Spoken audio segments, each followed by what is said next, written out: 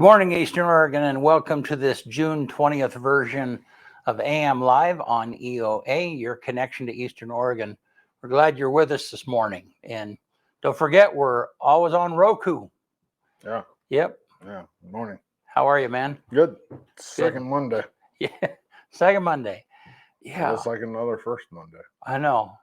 And I mean, it was so cold yesterday. It was like It's cold now. cold now. Weird. Yeah. That just means it's going to be hot all the way till like December. Yeah. Well, yeah, it's tomorrow's the solstice. It's summer. Oh, that's right. Longest day of the year. Yeah. Yeah. And we're still looking. I mean, there's snow on the Elkhorns. Yeah. Right. It's June 20th. There's frost in Baker. They woke up to frost on the ground. It got into the 30s. Yeah. How weird. Yeah. Yeah. Yeah. Climate change is not real. Yeah. It's not real. Well, I don't think that people are debating whether climate change is happening. There's still or not. people that no, the debate on why it's changing. Now that's a topic. Yeah. So, but yeah, you kind of have to have your head under a rock if you don't think that it's not shifting. So, definitely is. Yeah. And I think it's done, like, if you look at history, it's done it throughout history. Right. Yeah. No. Obviously, our calendar is not, you know what I mean? It's not exact. Yeah. It's not as in tuned as we thought it was. I don't think. Yeah. Like when it comes to seasons and who knows? Yeah. Who knows? No. Yep. Well, Let's hey, you want to do sports? Yep. All right.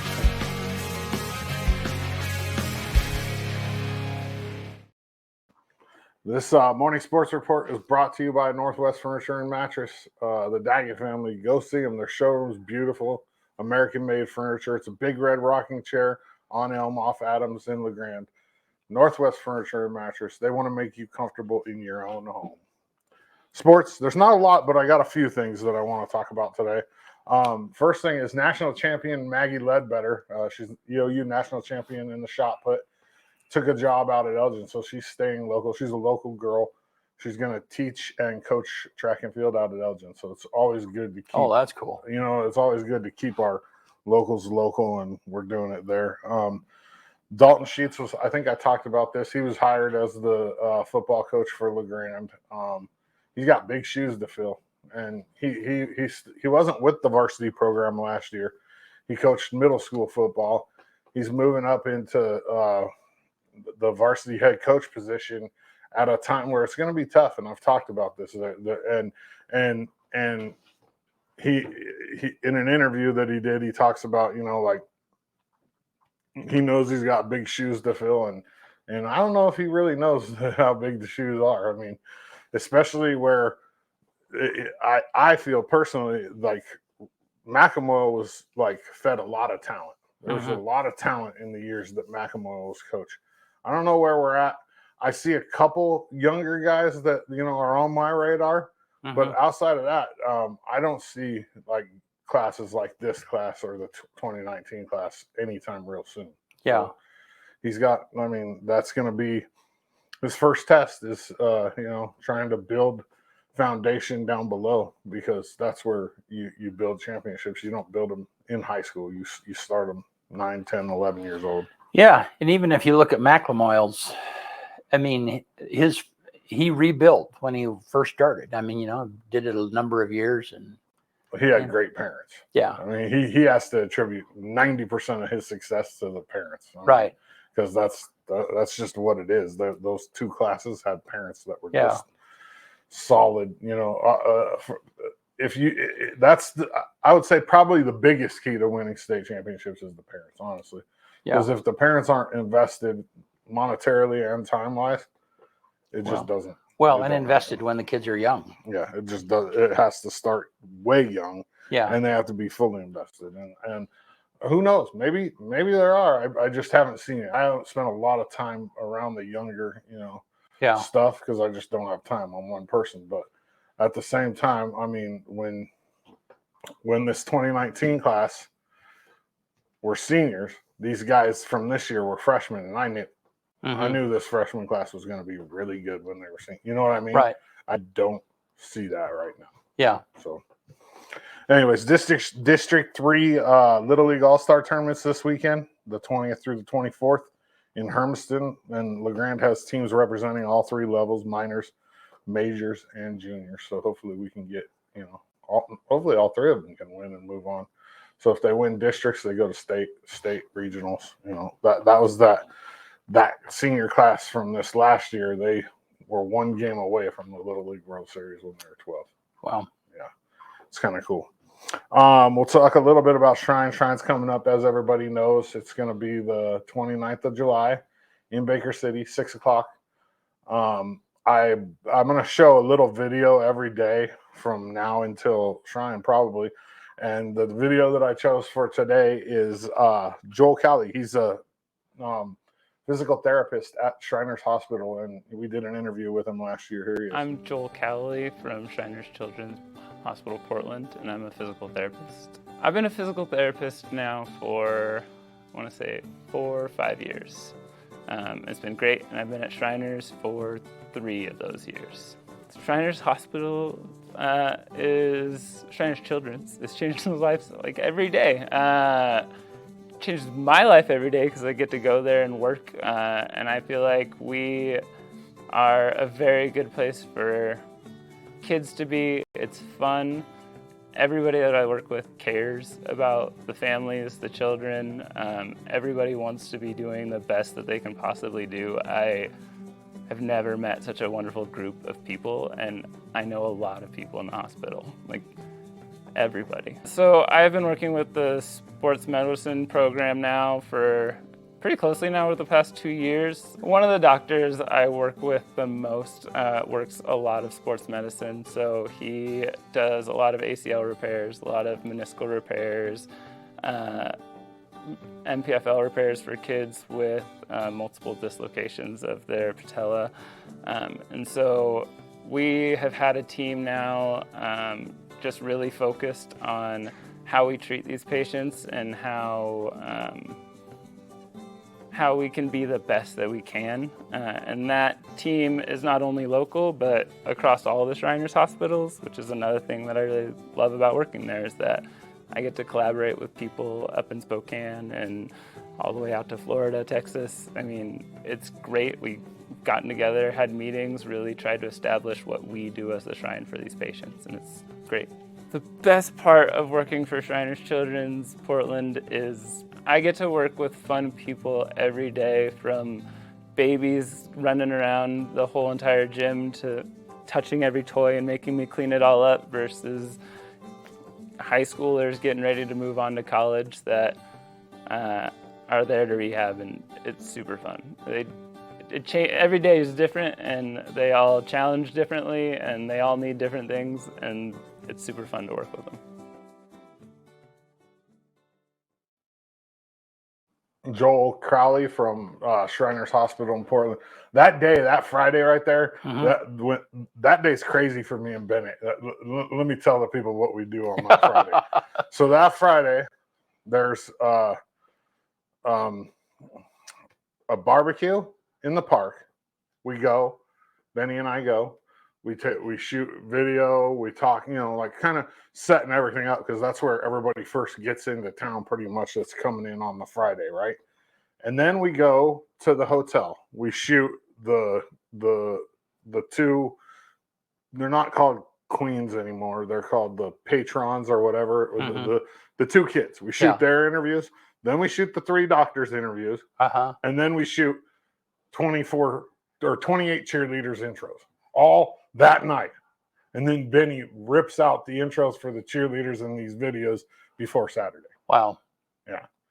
Well, I was just thinking, it was the first time I've seen this all the way through. Yeah. Because I mean, I saw it on the day of on the screen, but there's so much going on. I mean, Can't watch it. Then. Yeah, when a video's playing, you're figuring out what's next. Yeah. So it's yeah, it's just that Friday is like crunch time, and we're just, I mean, it's literally a blur. And then somehow we have, an intro package for the cheerleaders, and 5 interview videos ready by kickoff.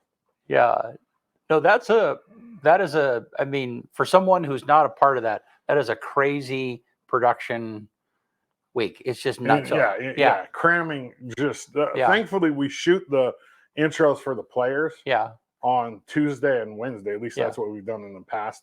So that gives Bennett enough time to get those intros put together, give them a few days. Yeah. Because there's, you're doing intros for 44 kids. Right. So it's like, okay, we have 44 intros to do. That's shooting it, editing it, lower thirds, everything, and then making the video that's going to play during. And then we throw on top of that, we get there Friday, we get to the hotel, we unload all the computers and everything, blah, blah, blah, get all set up, and then we're boom to the park, talking to people, trying to figure out where we're going to meet the cheerleaders, where we're going to do this, because it's all pretty much last minute. Nobody confirms anything because we don't even know when the doctors are going to get there, and then they show up, and it's crazy. Yeah, it's crazy. Yeah, and then on game day, Benny brings a thumb drive. Okay, here's the interviews. Here it is. Don't lose that. Do not lose it for sure. Oh gosh, if he lost that, we'd be in trouble. We would be in trouble. Yeah, but that's it for sports. Appreciate Northwest Furniture and Mattress. Go see him. Big Red Rocking Chair on Elm off Adams in the Grand. Yep. Good stuff. Yeah. All righty. Well, let's just take a look outside, I guess. It's just that it's weird. Supposed to be summer. Yeah. And then today, 62. Tonight down to 38, just above freezing. Crazy. It's going to warm up, though. It's going to warm up, Friday. It looks like it's going to be a real nice weekend. Yeah. I don't know whether it's supposed to rain or not this weekend, but it does. On Friday, it's 1%. Yeah. It's going to rain today, though, it looks like. Yeah, it's just one of those weird. Not a fan of and so tomorrow's the longest day of the year. Yeah, right? Summer solstice. Summer solstice, yeah. First beginning of summer. So from there on, it was funny. I mean, I was exhausted, went to bed early last night, and it was just a little after 9, and it was still, you could just see the sun going down. It was like, okay, this is just totally strange. But yeah, it's dark. We were sitting there waiting for a poker game to start. Yeah. And Jake, he had responded to a message, right, from the day before. Some lady needed a couch move. Going to pay $50 for just load it in her truck. She's going to drive it down the road, unload it. Yeah. Well, somebody else responded, and she's like, well, we already got somebody. Well, she texted last night. She's like, they bailed out on me. Can you guys do it? We're like, sure. It's, we know the lady, what I mean? And so we show up over there. We load the truck. It's a fairly heavy couch. And in my eyes, I wouldn't have paid $50 for somebody to move a $50 couch. You know what I mean? But we load the couch and we get to the apartment and it's upstairs. Oh boy! Of course it is. Yeah. But I mean, we got paid really well. It took us 15 minutes. Yeah. It's like, but at the same time, I knew there was a catch. Yeah. So we hauled this. It was a double recliner metal frame. Those are heavy. Yeah, it wasn't light, and of course I get the bottom end going up the stairs, so I'm taking the brunt of the weight. But for $25 each for 15 minutes, I mean, if I can make $100 an hour all the time, I'm doing it. No, that's it. Yeah, as long as there's no you get halfway up the stairs and then there's a turn. Oh, there's a turn at the top. Yeah. Oh, was there? And you got it out. Guardrail. Yeah. We had to stand it up and kind of wiggle it through, and I mean, it was. It didn't take long, but it was. I mean, I got scratched up, and I wore the $25. But it gave me that money. I took that money and I put it. We have a jar at the one of our dealers is having a baby. TJ, the national champion at EOU. His girlfriend's about to have a baby, so we have a jar. We just did it for that. It's kind of like like a baby shower jar from the boys. Yeah. Yep. Because he's out this whole month for work, so we're just kind of, whatever it is, hook him up with some money. Yeah. Yeah. Well, and man, when the babies first come, it's like every bit of that change. Well, I've had 3 of them. Yeah. I know. Yeah, as you and know. this is TJ's second, so he knows too. I mean, he's already on number 2. Yeah. All righty. Well, we're going to have an update from REMAX's Allison Hamill here in just a minute, right after this.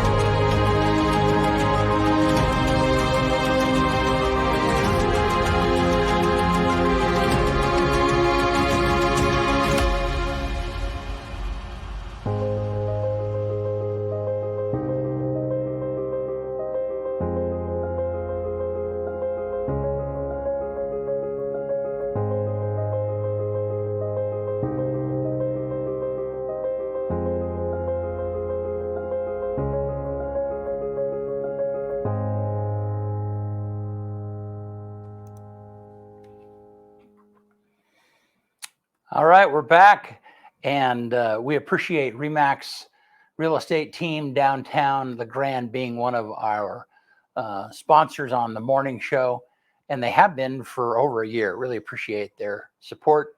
And yesterday, I went with Allison, and she did a little bit of a update for us. And here that is.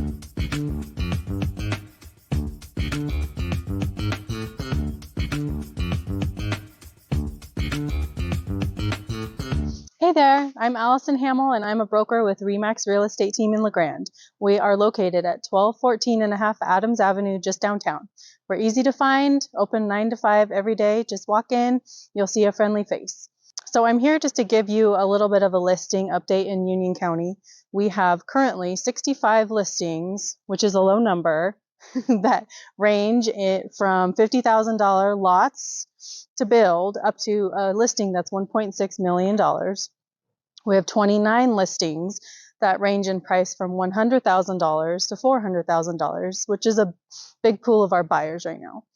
And then 5 listings, I can count them on one hand, listings that are $250,000 or less. So the point is our inventory is really low. We would love to get more sellers to be open to selling the homes. Right now they're selling for top dollar. Sometimes multiple offer situations still, which is really awesome. Interest rates are a little iffy, but come talk to one of us and we can probably make something work. So I'm standing in front of one of my real estate signs and you see this beautiful home. One of my sellers, I'm actually related to them, it's my parents. They took advantage of this market, right? They're buying a home and they chose me, of course, right? to put their home on the market. So we have very excited buyers coming in, closing this week. And so if you or a friend or a family member are looking to find a real estate agent to sell their house, we are your team, REMAX Real Estate Team.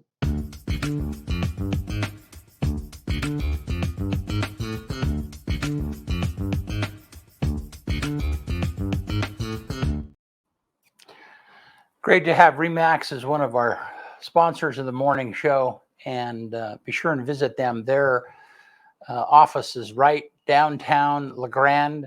It's across the street from Valley Insurance, who is also one of our sponsors, and they're in the old Umpqua building, bank building downtown. Really appreciate this. Those businesses that made a particular effort to move downtown, and it's just really essential for the energy of what it is that's happening in our community. So thank you guys for sponsoring us. Pretty sad in that video where she has to wear a full-on winter coat. I know. So, And it was so strange because it had been raining. I mean, when we talked about shooting that video, we were maybe going to have to shoot it in the house, and thankfully just in the afternoon the sun broke out, and it's crazy. Yeah. June 19th. And it's to a winter jacket, like a full-on. Huh. So I'm surprised at the reaction, the reel that you put together of the Cody Bowen thing. I'm not surprised at all. Yeah. I knew what the reaction was going to be. Yeah. No, I mean, I told you that before I even put that reel out. Well, and that was the less controversial one. Yeah. Yeah, that's true. But it would have been very similar. But yeah, I guess I still can't quite get my head around the fact that people are upset at talking about law enforcement. I mean, certainly what he was talking about was putting "In God We Trust" on the vehicles and so on and so forth. But I see both sides of it. Yeah. I mean, I don't think people are upset about talking about law enforcement. I think they're upset about commingling religion with law enforcement. Well, but I mean, there's just beyond that. I mean, and he referred to that in the interview. He talked about where there are some police departments that can't even put the blue line flag on their vehicles. I mean, there's no blue line. So I mean, there's the straight up constitutionalist. Yeah. Would not appreciate me having this hat on. Okay. Because it's not the right color. Yeah, but right? I mean, right. Same thing with the thin blue line flag. But that's not why they're the people that, I mean, this has been my experience. The people that don't like the thin blue line flag is not because they're constitutionalists. It's because they don't like the celebration of police officers. Oh. Yeah. I don't know. I see both sides of it. Like I see. No, I mean, I know this because Kelsey posted, Kelsey is, my daughter is, her husband is one of the deputies. And she posted somewhere along the line, she posted a thin blue line flag on her post. And somebody said, that's racist. It's like, oh, that's just ignorance. No.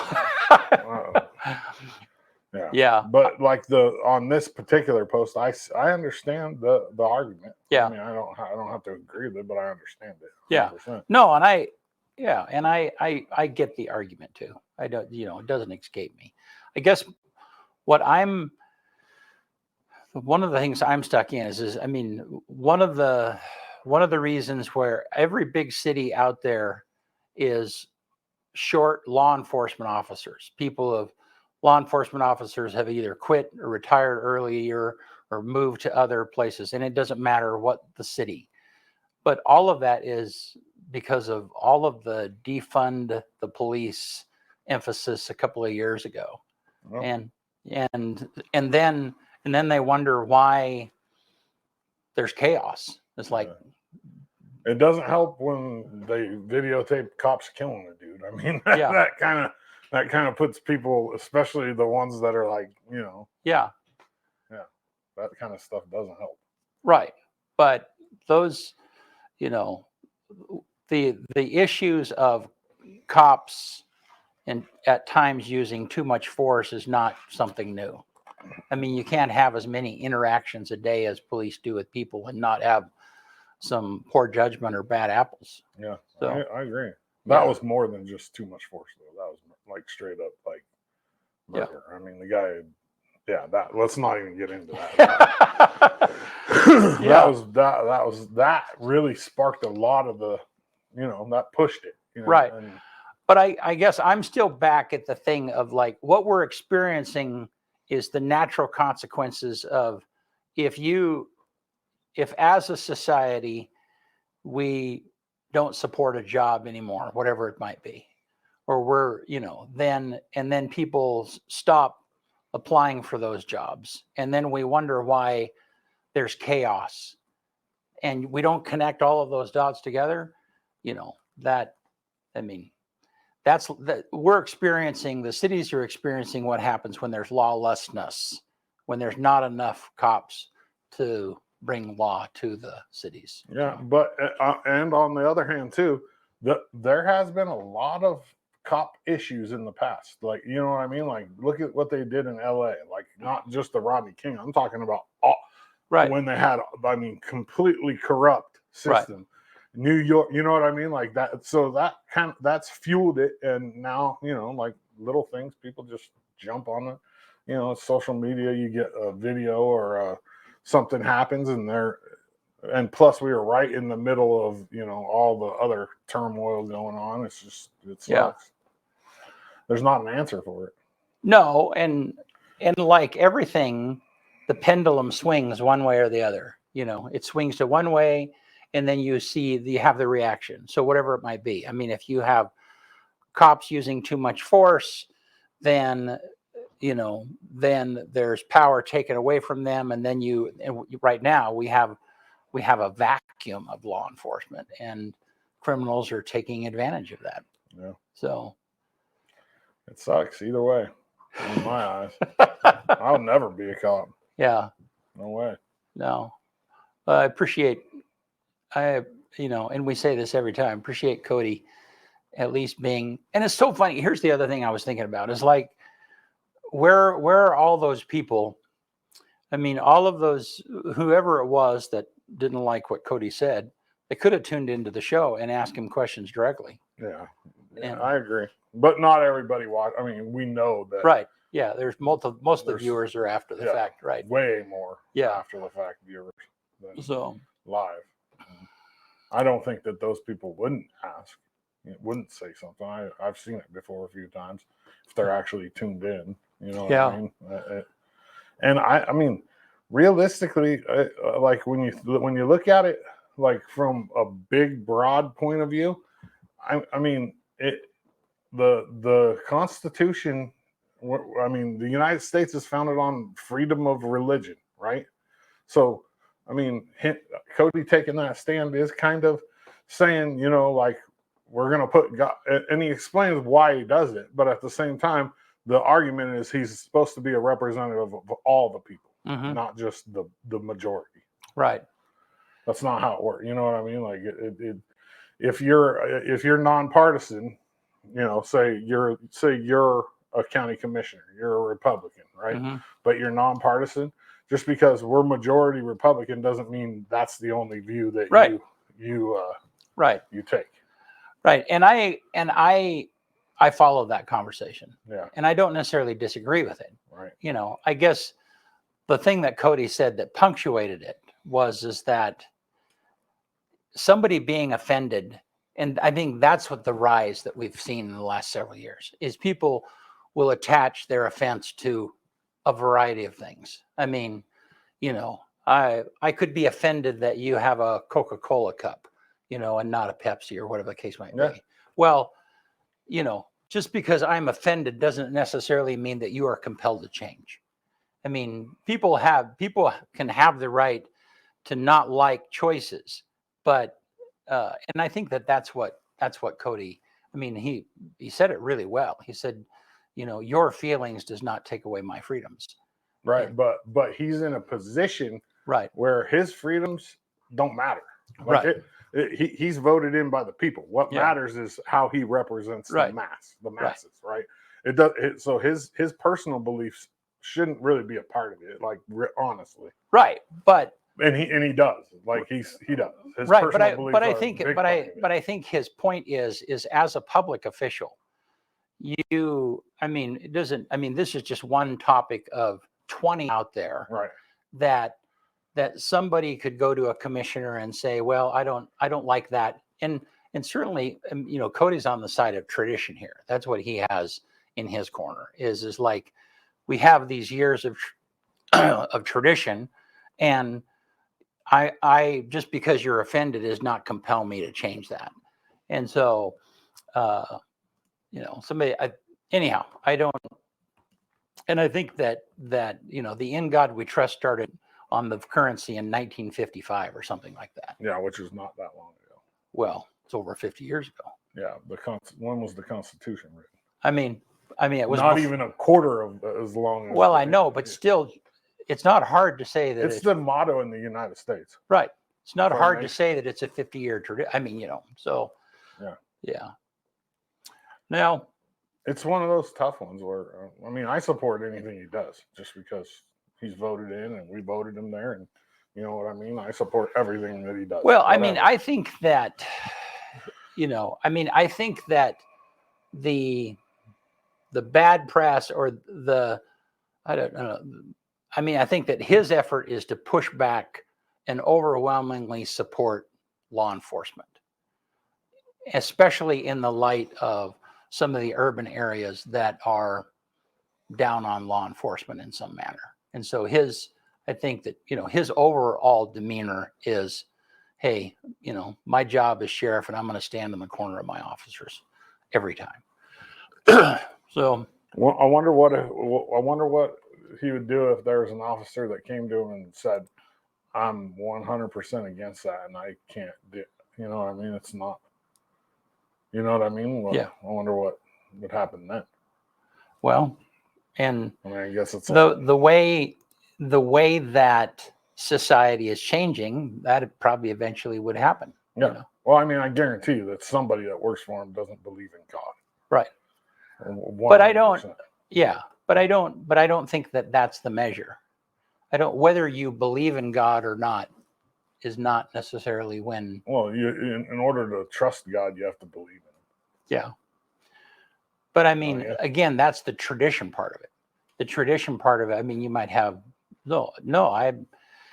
I get, you know, I follow both sides of the conversation. You got a comment. Let's see. Yeah. So anyhow, interesting conversation. Yeah. Yeah. But I mean, I support Cody no matter what. I don't think it is what it is. You know what I mean? Like I'm just always trying to look at both sides and see where it actually comes from. And it comes from, you know, like the people that are commenting are the people that are, you know, against Cody. I don't want to say against Cody, but you know, like more the liberal type. Mm-hmm. And that's just reality. I think one of the comments, let me pull it up real fast. I don't mind reading it. Where are all these comments at? I got to find it. Oh, of those people that commented on the thing? Yeah. Yeah. Where is that? Do you remember? The comments they're on Instagram. Oh, are they? Yeah. They're on Instagram. Yeah. That's primarily like and there's just as many supporters, you know what I mean? Like they're like, go do it, you know, like do it. And the whole the vehicle thing, like for me, they're the ones that got to drive the things, you know what I mean? If that's what they decide as a unit, you know, as a team that they want on the car, if that's what helps get them home, you know, it gives them some faith in getting out of tough situations, then yeah, so be it. I ain't driving the thing. You know what I mean? Like the people that, you know, I think one of the people that comments is like, has one that's parked like right out in front of their house all the time. Yeah. Somebody lives there and has to see it, and they're, whatever. But I get, but that's, I mean, I guess a couple of different things. I can understand people pushing back against, or at least not supporting the "In God We Trust" thing. The blue line flag, or being pro law enforcement on a law enforcement vehicle, I can't get my head around that at all. So, and the other thing about that is there's a lot of things that we endure. Somebody having their vehicle, or somebody, whatever it is that I might see, and I'm offended by that.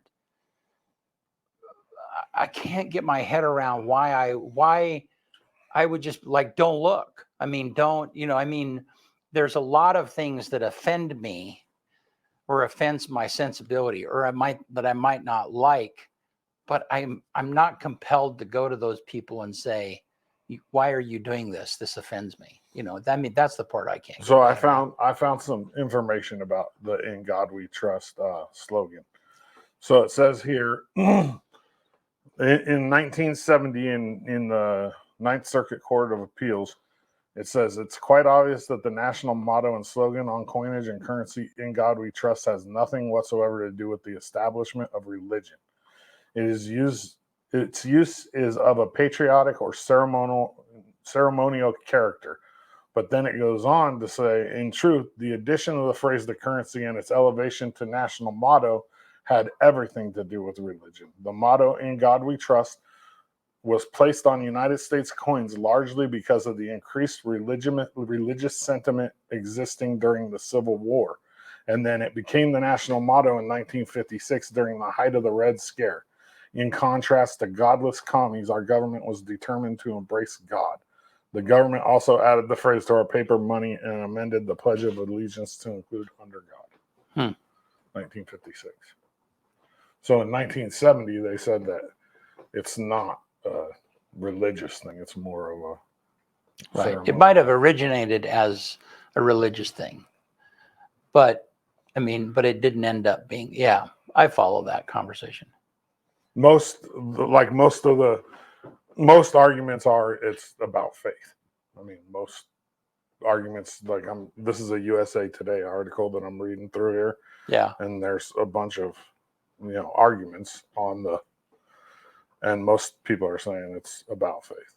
Right, but what you just read was it originated because of faith, but by 1970 the court determined that it was just a patriotic slogan. Yeah. Which that could have happened either way. You put it in a court. Well, and I think that you have decide. And that's why I said you have different people. I mean, people of faith might look at that and go, yeah, that represents my faith.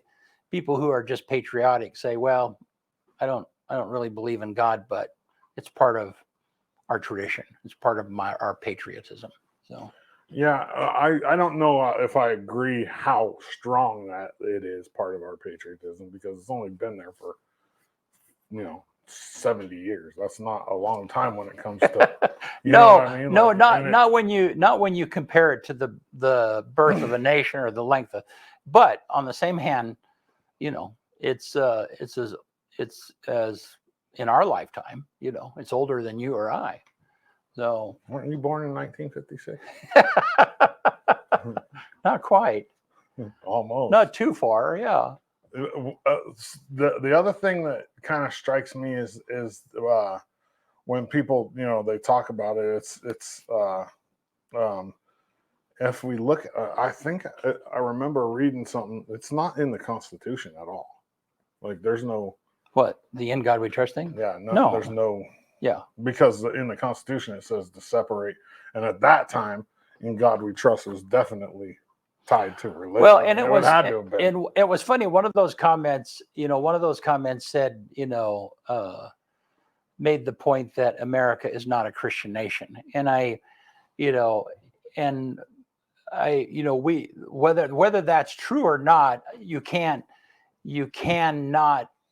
I mean, the founding fathers, many of them had deep religious faith, deep Christian faith, and part of the separation of church and state was because they wanted to be able to worship God however they wanted, and they the English the English church in New England and the government that they were separating from, that was the designated church. And so at the founding of the United States, freedom of religion was you can worship whomever it is that you want. But they were people of deep Christian faith, without a doubt.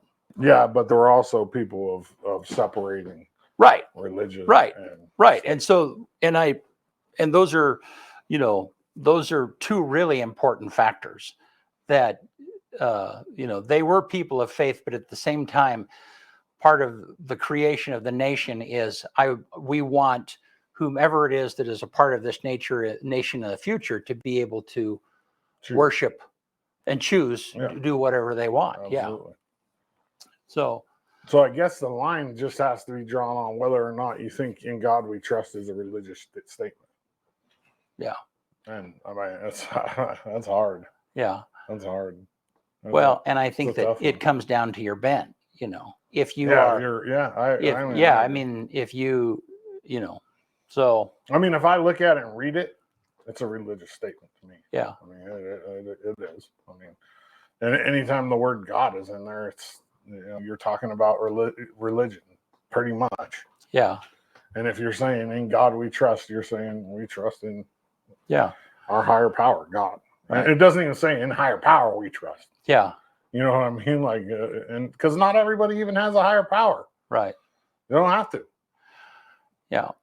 Well, and I think that traditional believers, evangelicals, Christians, whatever it might be, I mean, they've lost sight over a period of time that, the Christian religion was the default for so many years. And so then in it being a default, then in their minds, from a traditional standpoint, it was like that is the state religion in their minds. And that's not how the nation was founded in any manner. So then in my lifetime, you've had, I remember when we were in Seattle, and one of the traditions that they would have is they would do the Day of the Dead. The Day of the Dead is a religious holiday where they believe that their ancestors come back and have a party Mexico? with them. Yeah. Dia de los Muertos. Yep. Yeah. And so they celebrated the Day of the Dead in the school, and I was confused by that because it was like, well, this is a religious celebration that's in a public school, and but at the same hand, if you have a Christmas party, it's a religious, right. And so Easter party, right, any of them, right. And so I guess that is the point. The point is that it's easy for a Christian believer to not think outside of themselves until there's another holiday that comes in. It's like, oh, well, but it takes, I mean, your reaction is like, what? They don't have any of those celebrations in school anymore. Well, they celebrate the one in October or November is called Harvest. Right. It's not called Halloween party anymore. Right. And I'm in favor of that. That's the point. Yeah. 100%. Yeah. I mean, if everybody celebrates. Right. If Halloween. if you're not going to, there shouldn't be not everybody celebrates. But on the same hand, there are times where this happens currently in our society where they will take a cultural religious holiday and they'll brand it as cultural, and so we'll celebrate it under the cultural flag. I don't think they do that much anymore. Yeah. Not maybe like back when we were in school, but yeah. I think they pretty much put a nix to all of any kind of religious celebration, regardless of what it is. You know what I mean? Like they don't. I don't remember my kids ever coming home and saying, "We got Dia de los Muertos party tomorrow." Yeah. Well, I mean, when my kids were young, they were doing that in Seattle. So, anyhow. No, that was like 20 years ago. Yeah, it was like 20 years ago. So, it's a little bit different nowadays, I think. I mean, I'm not in the schools. I just remember my kids, and they didn't ever come home and say, "Hey, Dad, we're having a any kind of whether it be Halloween, or Day of the Dead, or what were some of the other ones that they were? I don't know. Yeah. I don't know either. Christmas isn't called Christmas party anymore. I don't even know what they call it. Holiday festival? Well, yeah, they call them. Yeah. I don't know. The holidays. Winter something. All righty. Well, hey, you want to get us out of here? Somebody has a question real fast. Okay. So when the founding fathers said all men are created equal, who are they referencing? I don't know. I'm not a constitutional buff. Well, I mean, I don't. Maybe you can explore that a little bit further. But I mean, I think that there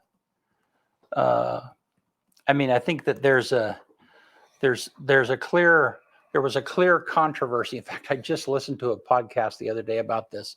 Very interesting. When the founding fathers, wrote the Constitution, many of them had slaves, and so they were so dependent upon slave labor.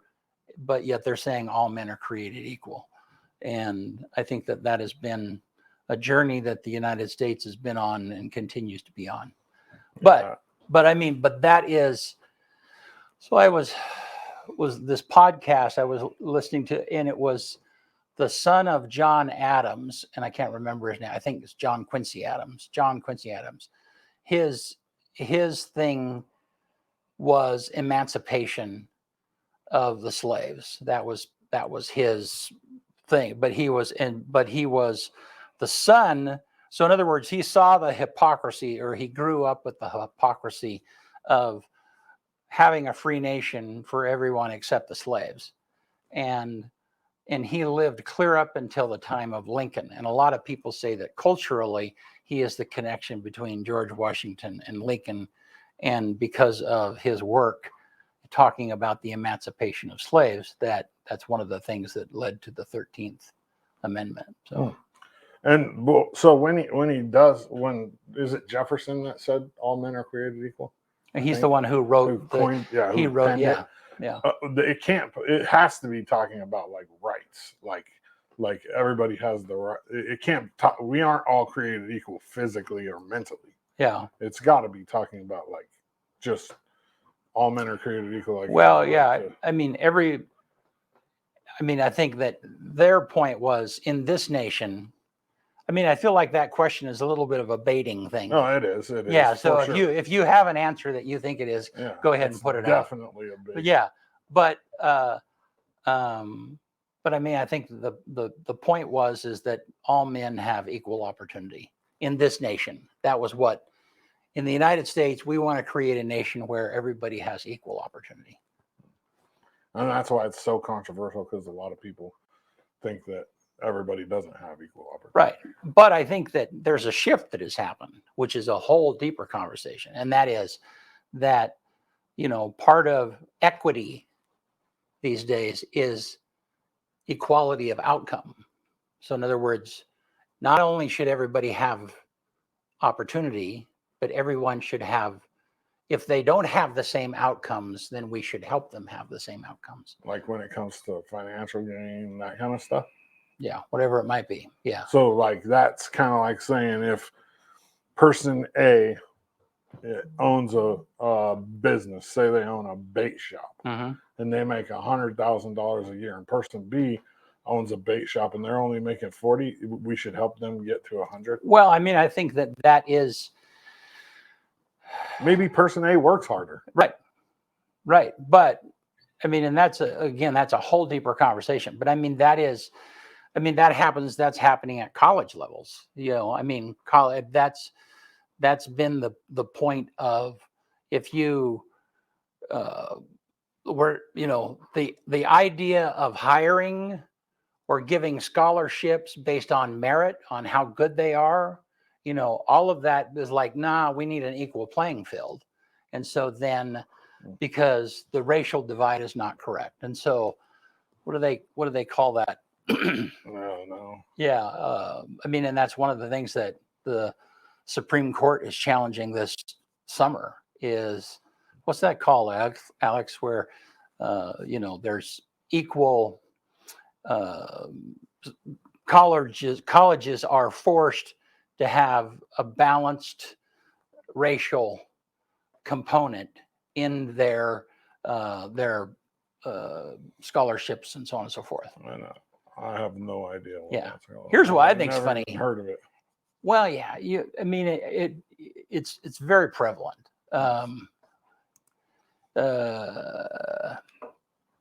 Anyhow, Bud says, "Why have education and incentives to do better if anyone gets the same thing equal?" yeah. I mean, that's the isn't. I mean, where does the whole the American what what? I don't understand that question really, but I think it is just baiting. Really, it has to be. He already knows the answer that he wants, and he wants us to say something stupid. We probably already did. I don't care. Yeah. It Yeah. doesn't matter. Yeah, I think what's funny is and I've mentioned this before, is that there's these, all of this conversation about equity, except when it comes to sports. Sports is the one place where merit, the people that are on the field are the ones that are the best athletes. Unless it's like a heavily political, there are political agendas that come into play there. Right. Good old boy stuff. Right. Happens right here in LeGrand. Yeah. I mean, you'll see it. You'll see a team where, where they're at the age where the best kids should be playing, but they're not because dad, is the sponsor, or you know what I mean. It's like sometimes you get that involved, but and then with Title 19 says colleges have to have equal scholarships for males and females, right? That kind of makes it where some of these sports are just open.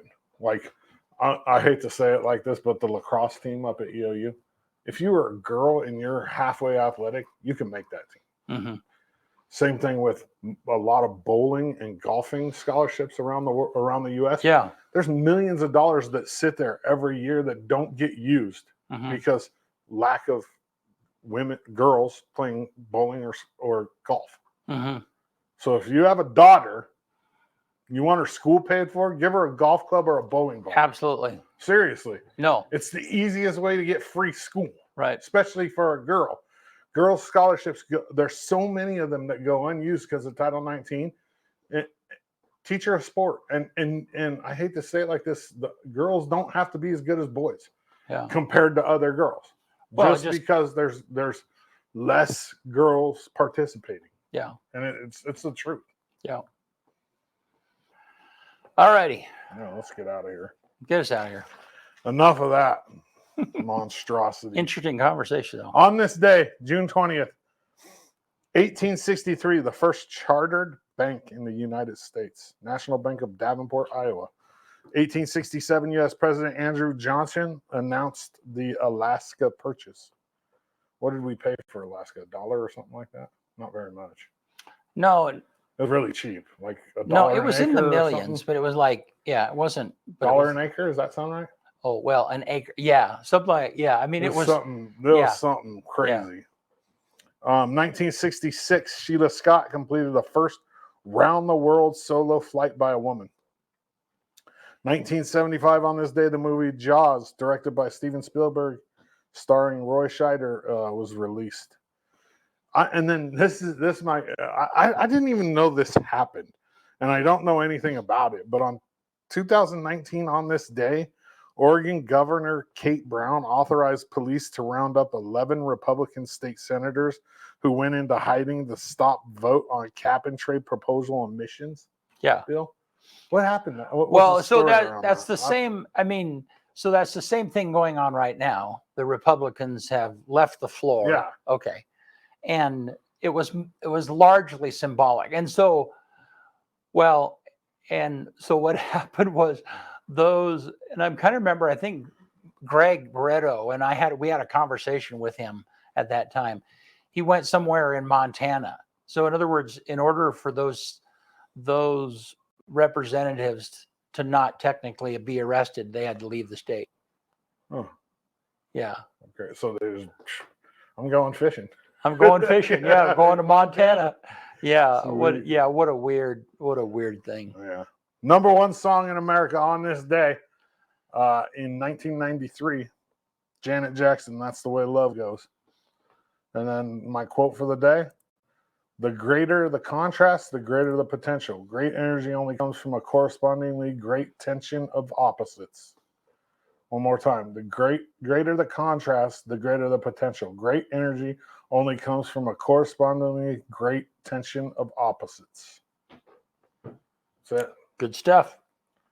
Thursday. Yep. See you then. Thank you, Eastern Oregon. We'll see you then.